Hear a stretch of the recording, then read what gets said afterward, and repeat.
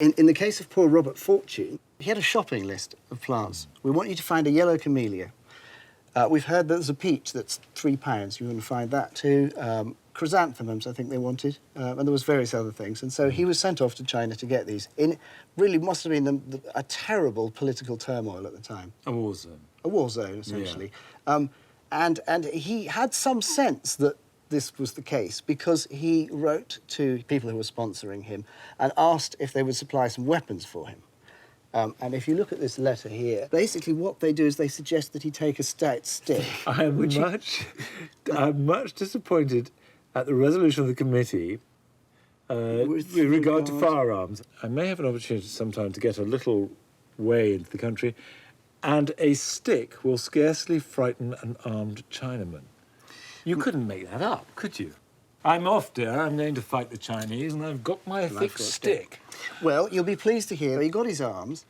Did he make good use of them? Well, it turned out that on his way back from China with all his booty, he was on a boat sailing down the river, I think it was out into Shanghai, and was attacked by 6 lots of pirates. And he was the only armed man on the boat, so he waited till the pirates came almost alongside, and they were firing at him at the time, and he basically shot them. I don't know how many pirates he actually shot dead. Although the plant hunters went to incredible lengths to collect their trophies, the hardest part was keeping the plants alive between collection and delivery. Indeed, there are contemporary accounts of up to 95% of specimens failing to survive the journey home.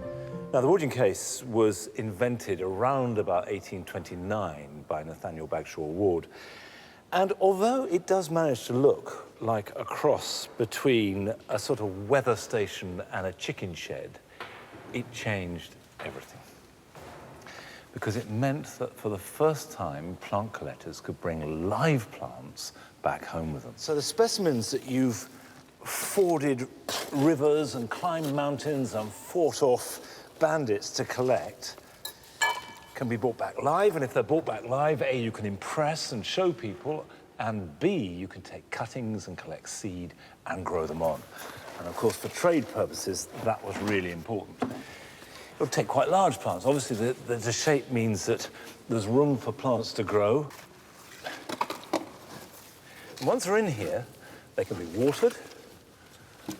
You can let air in by opening the sides. You've got light, you've got shade, you've got a little micro system. For all its simplicity, the Wardian case transformed the movement of plants around the world. As one of London's leading nurserymen stated, whereas I used to formerly lose 19 out of 20 I imported during a voyage, 19 out of 20 is now the average of those that survive.